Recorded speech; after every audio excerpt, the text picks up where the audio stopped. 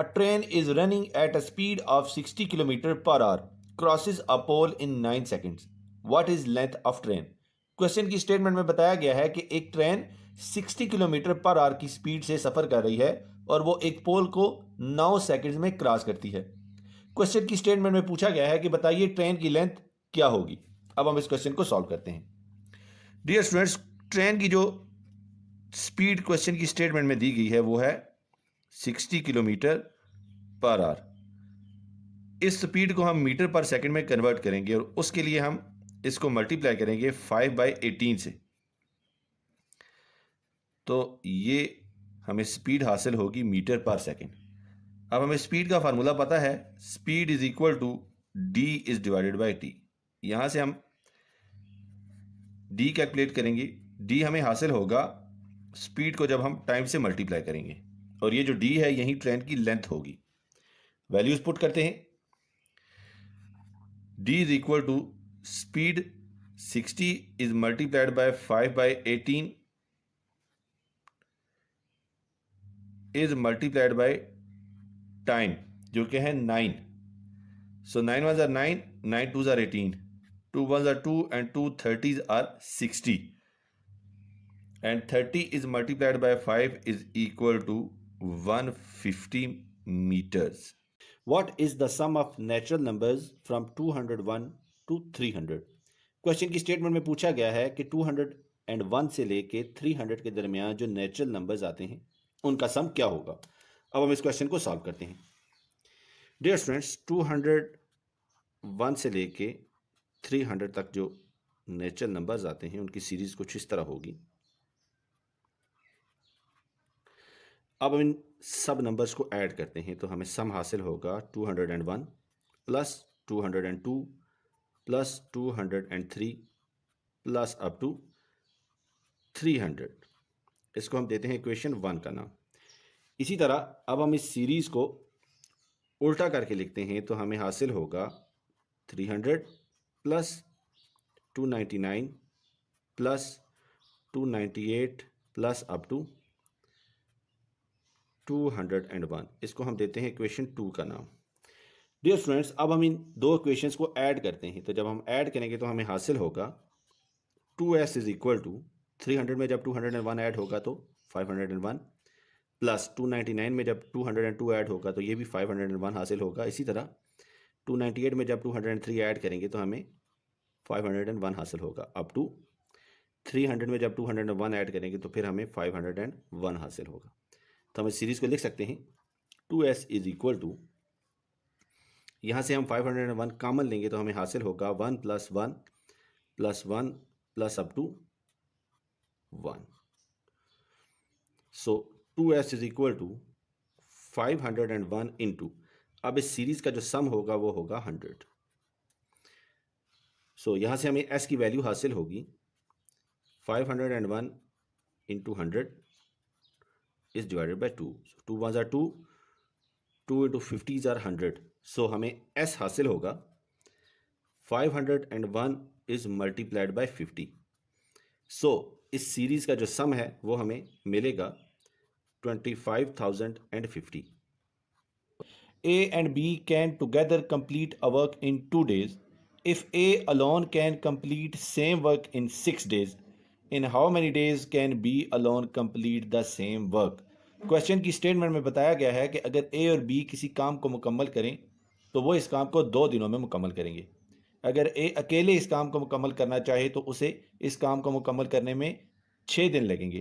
Question की statement में पूछा गया है कि बताइए B अगर अकेले इस काम को मुकम्मल करना चाहे तो उसको इस काम को मुकम्मल करने में कितने दिन लगेंगे। अब हम इस क्वेश्चन को सॉल्व करते हैं। डियर स्टूडेंट्स, के लिए हम एक डायरेक्ट फार्मूला लिखेंगे। ये फार्मूला है A and B is equal to A is multiplied by B whole is divided by A plus B।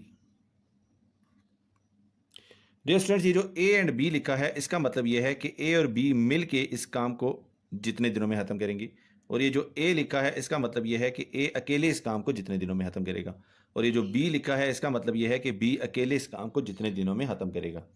अब क्वेश्चन की स्टेटमेंट के मुताबिक ए और बी इस काम को मिलकर करें तो वो 2 दिनों में इस काम को ख़त्म करते हैं, इज इक्वल टू ए अकेले इस काम को 6 दिनों में ख़त्म करता है, इज मल्टीप्लाइड बाय बी अकेले इस काम को जितने दिनों में ख़त्म करता है ये हमने कैलकुलेट करना है। तो इसको हम लिखते हैं B as it is divided by 6 plus B. इसको लिखा जा सकता है 2 into 6 plus B is equal to 6b। आगे फर्दर सॉल्व करते हैं।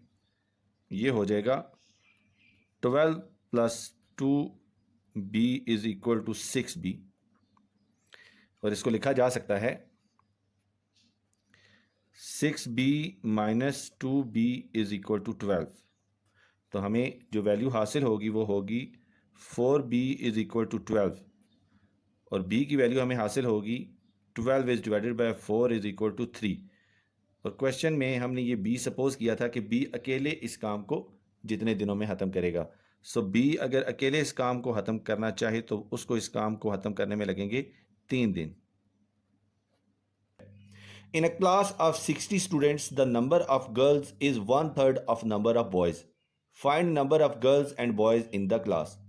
क्वेश्चन की स्टेटमेंट में बताया गया है कि एक क्लास जिसमें 60 स्टूडेंट्स हैं उसमें जो लड़कियों की तादाद है वो लड़कों की तादाद का 1/3 है। और क्वेश्चन की स्टेटमेंट में पूछा गया है कि बताइए क्लास में कितने बॉयज़ और कितनी गर्ल्स पढ़ती हैं। अब हम इस क्वेश्चन को सॉल्व करते हैं। डियर स्टूडेंट्स, हम सपोज करते हैं कि जो नंबर ऑफ बॉयज़ हैं वो हैं x। So number of boys is equal to x, और नंबर ऑफ गर्ल्स क्वेश्चन की स्टेटमेंट के मुताबिक वो हैं 1/3 ऑफ बॉयज़, यानी कि 1/3 इज मल्टीप्लाइड बाय x, और इसको हम लिख सकते हैं x इज डिवाइडेड बाय 3। अब क्लास में जो टोटल स्टूडेंट्स हैं वो हैं 60। इसका मतलब ये है कि number of boys x plus number of girls x is divided bye 3, इनको अगर सम किया जाए तो तादाद 60 आनी चाहिए। एलसीएम लेते हैं 3, 1 3s are 3 and 3 into x are 3x, plus 3 1s are 3 and 1 into x are x is equal to 60, और इसको लिखा जा सकता है 4x is divided by 3 is equal to 60। अब यहाँ से x की वैल्यू हम कैलकुलेट करेंगे तो x की वैल्यू कैलकुलेट होगी 60 is multiplied by 3 is divided by 4, 4 1s are 4, 4 15s are 60 and 15 into 3 are 45। x हमने सपोज किया था नंबर ऑफ बॉयज़, इसका मतलब यह है कि नंबर ऑफ बॉयज़ हैं 45 और नंबर ऑफ गर्ल्स होंगी x is divided bye 3। 45 is divided bye 3, 3 1s are 3 and 3 15s are 45, so number of girls होंगी 15। In a school, the number of boys are 160 more than the number of girls. If there are 45% girls in the school, then find number of boys. Question की statement में बताया गया है कि किसी school में लड़कियों की तादाद से लड़कों की तादाद 160 ज़्यादा है। अगर उस स्कूल में पढ़ने वाली लड़कियों की परसेंटेज 45% हो तो क्वेश्चन की स्टेटमेंट में पूछा गया है कि बताइए लड़कों की तादाद क्या होगी। अब हम इस क्वेश्चन को सॉल्व करते हैं। डियर स्टूडेंट्स, हम सबसे पहले सपोज करते हैं कि जो टोटल स्टूडेंट्स हैं वो हैं x। So total number of students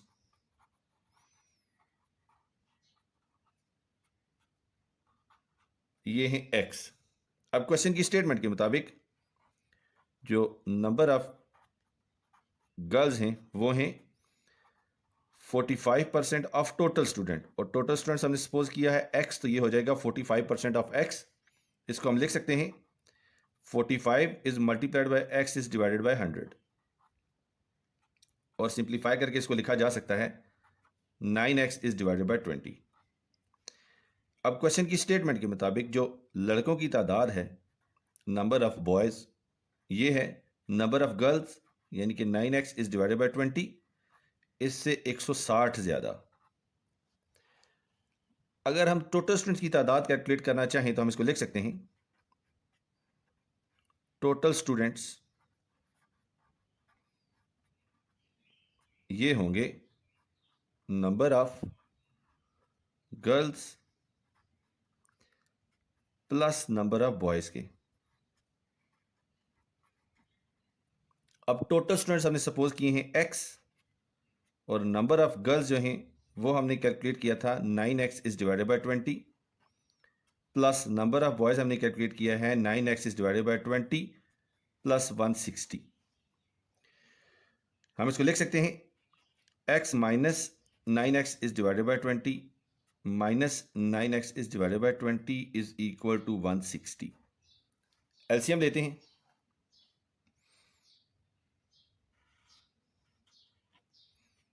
120s are 20 and 20 into x are 20x. Minus 21s are 20 and 1 into 9x are 9x. Minus 21s are 20 and 1 into 9x are 9x is equal to 160. हम इसको लिख सकते हैं 20x minus 18x is divided by 20 is equal to 160. तो हमें value हासिल होगी 2x is divided by 20 is equal to 160. 2 1s are 2, 2 10s are 20 and ये 10 डिवीजन में है। जब इक्वेशन की दूसरी साइड पे जाएगा तो ये मल्टीप्लाई हो जाएगा। तो हम इसको लिख सकते हैं x इज इक्वल टू 1600। अब x हमने सपोज किया था टोटल नंबर ऑफ स्टूडेंट्स, लेकिन हमें चाहिए नंबर ऑफ बॉयज। तो अब हम नंबर ऑफ बॉयज कैलकुलेट करते हैं। सो नंबर ऑफ बॉयज, इसकी हमने इक्वेशन बनाई थी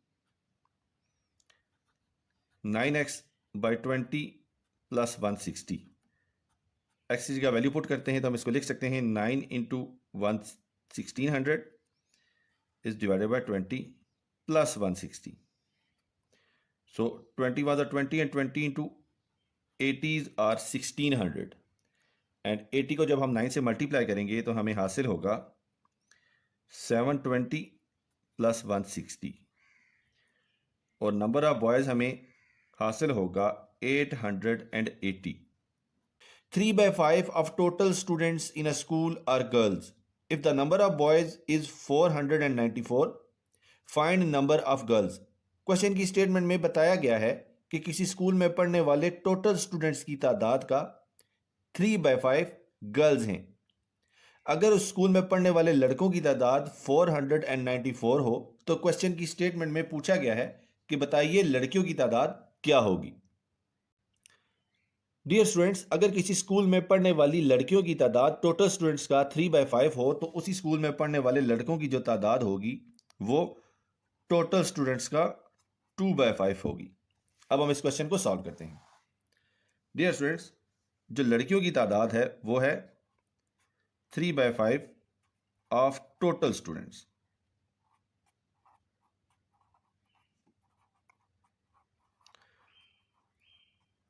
हम सपोज करते हैं कि ये टोटल स्टूडेंट्स हैं, ये हैं x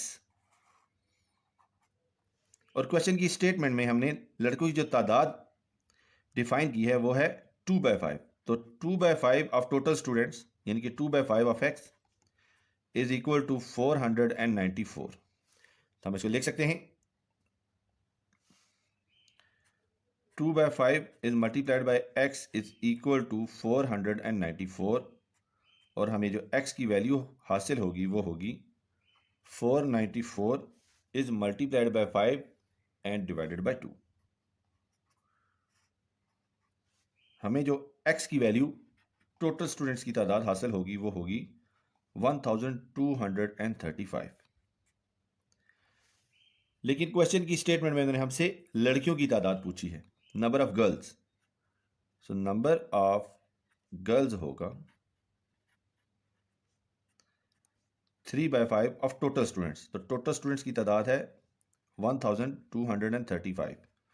तो हमें जो नंबर ऑफ गर्ल्स हासिल होंगी ये होंगी 741।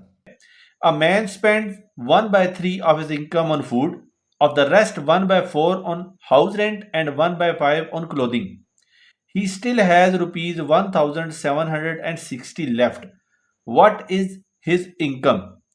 क्वेश्चन की स्टेटमेंट में बताया गया है कि एक आदमी अपनी सैलरी का 1/3 हिस्सा फूड पे खर्च करता है और जो बच जाता है उसका 1/4 हिस्सा हाउस रेंट और 1/5 हिस्सा कपड़ों की खरीदारी पे खर्च करता है। इसके बावजूद उसके पास 1760 रुपया बच जाता है। क्वेश्चन की स्टेटमेंट में पूछा गया है कि बताइए उसकी इनकम क्या है। अब हम इस क्वेश्चन को सॉल्व करते हैं। डियर स्टूडेंट, हम सपोज करते हैं कि उसकी इनकम है एक्स। तो income is equal to x, और जो फूड पे इनकम खर्च हुई वो है इनकम का 1/3। 1/3 इज मल्टीप्लाइड बाय इनकम, जो हमने सपोज की है एक्स, तो ये हो जाएगा एक्स इज डिवाइडेड बाय 3। सो उसके पास जो रिमेनिंग इनकम बचेगी वो होगी एक्स इनकम माइनस जो फूड पे खर्च हो गए, x/3, और ये हमें हासिल होगी 2x इज डिवाइडेड बाय 3। अब ये जो 2x इज डिवाइडेड बाय 3 हमारे पास इनकम बची है, इसका 1/4 हाउस रेंट पे खर्च होता है। सो हाउस रेंट पे जो इनकम खर्च है वो है 1/4 is multiplied bye 2x is divided bye 3। ये हमें हासिल होगी x इज डिवाइडेड बाय 6 के। हाउस रेंट पे जो पैसे खर्च हुए उसके बाद हमारे पास जो इनकम बची वो होगी 2x is divided bye 3 minus x is divided by 6। इसको हम सॉल्व करेंगे तो हमें वैल्यू हासिल होगी x इज डिवाइडेड बाय 2। अब उसने क्लोथिंग पे 1/5 हिस्सा, 1/5 हिस्सा खर्च किया अपनी सैलरी का जो बची, तो क्लोथ्स पे उसने जो पैसे खर्च किए वो थे 1/5 is multiplied by x is divided bye 2। ये हमें हासिल होगा x इज डिवाइडेड बाय 10 के। उसके पास जो पैसे आखिर में बचे वो होंगे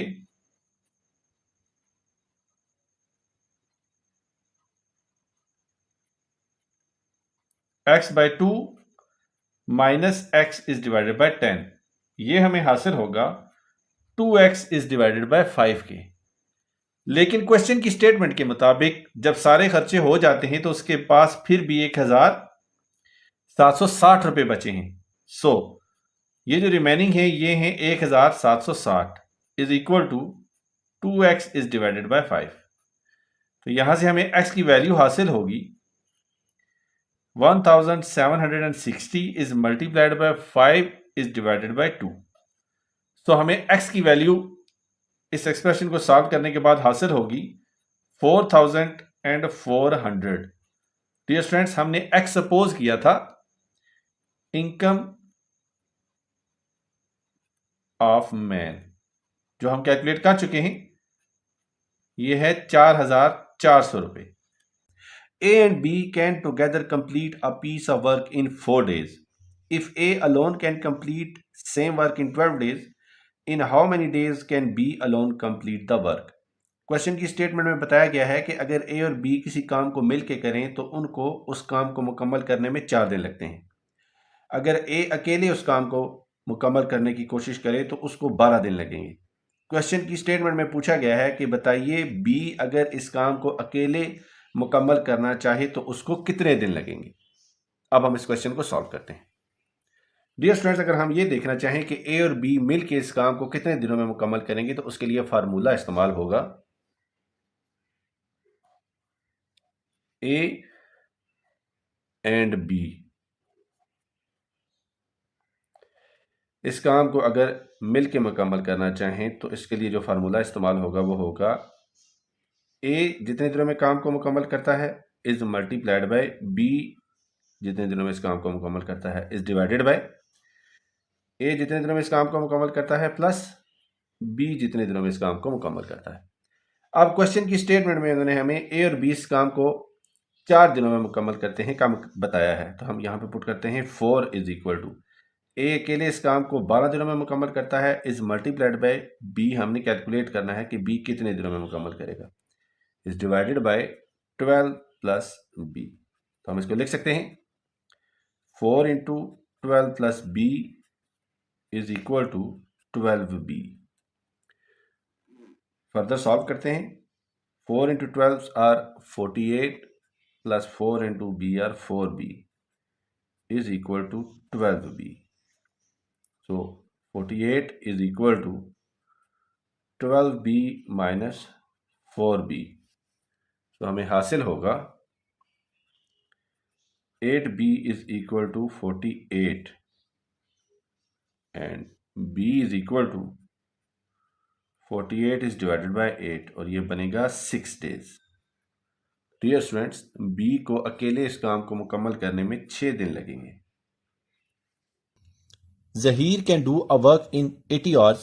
If he and his son work together, the time taken is 20 hours. The son working in the same capacity as when he was working with his father alone can finish the work in how many hours? Question की statement में बताया गया है कि जहीर एक काम को 80 hours में खत्म करता है.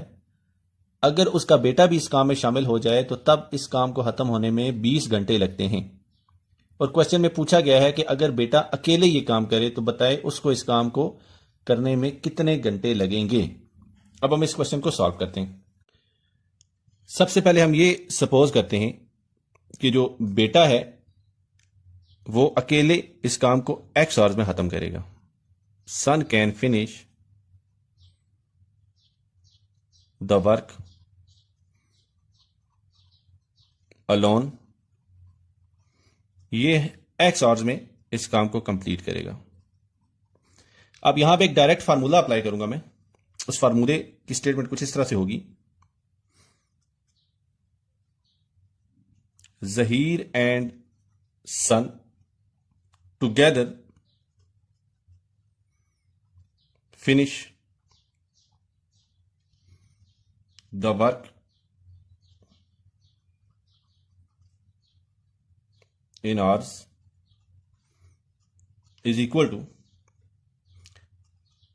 Zahir alone can finish work in hours multiplied by son alone can finish work in hours is divided by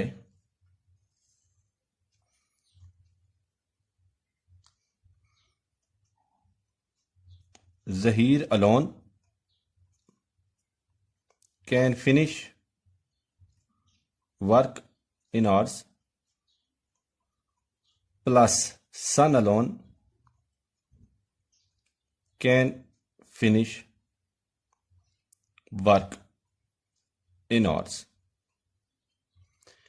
तो ये जो हमारे पास एक इक्वेशन बनी है अभी, इसमें हम क्वेश्चन की स्टेटमेंट के मुताबिक वैल्यूज जब पुट करेंगे तो Zaheer and son together finish the work, कि जहीर और उसका बेटा एक साथ काम करे तो वो 20 घंटे लगाएंगे इस काम को खत्म करने में, इज इक्वल टू जहीर अगर अकेले इस काम को खत्म करे तो वो 80 घंटे लगाएगा, इज मल्टीप्लाइड बाय बेटा अगर अकेले इस काम को खत्म करे तो ये हमने x से सपोज किया है, is divided bye 80 plus x, क्योंकि इक्वेशन का जो ऊपर है वही नीचे है, सिर्फ प्लस और मल्टीप्लिकेशन का फर्क है. तो अब क्या करेंगे हम, 80 प्लस x जो इक्वेशन की राइट साइड पे है और डिवाइड हो रहा है, जब ये लेफ्ट पे जाएगा तो ये मल्टीप्लाई हो जाएगा. तो हम इसको लिख सकते हैं 20 into 80 plus x is equal to 80x. हम इस इक्वेशन को इस तरह भी लिख सकते हैं 80x is equal to 20 into 80 plus x. अब 20 ब्रैकेट के अंदर 80 से भी मल्टीप्लाई होगा और x से भी मल्टीप्लाई होगा, तो हमें वैल्यूज जो हासिल होंगी वो होंगी 80x इज इक्वल टू 20 को जब 80 से मल्टीप्लाई करेंगे तो हमें हासिल होगा 1600 प्लस 20 जब x से मल्टीप्लाई होगा तो ये हो जाएगा 20x. अब ये जो 20 है ये इक्वेशन की राइट साइड पे है और प्लस साइन है इसके साथ, जब ये लेफ्ट पे जाएगा तो ये माइनस हो जाएगा. तो हम इसे लिख सकते हैं 80x minus 20x is equal to 1600. तो 80x में से जब 20x सब्ट्रैक्ट होंगे तो हमें हासिल होगा 60x इज इक्वल टू 1600. तो हम इसको लिख सकते हैं x is equal to 1600 is divided by 60. तो ये हमारे पास वैल्यू बनेगी 160 इज डिवाइडेड बाय 6 की. तो जब 160 को 6 पे हम डिवाइड करेंगे तो हमें जो वैल्यू हासिल होगी वो होगी 26.6 6-7 आवर्स। तो जो एक्स हमने सपोज किया था ये था son alone can finish the work. तो बेटा अगर अकेले काम करे तो वो 26.67 आवर्स में इस काम को खत्म कर देगा।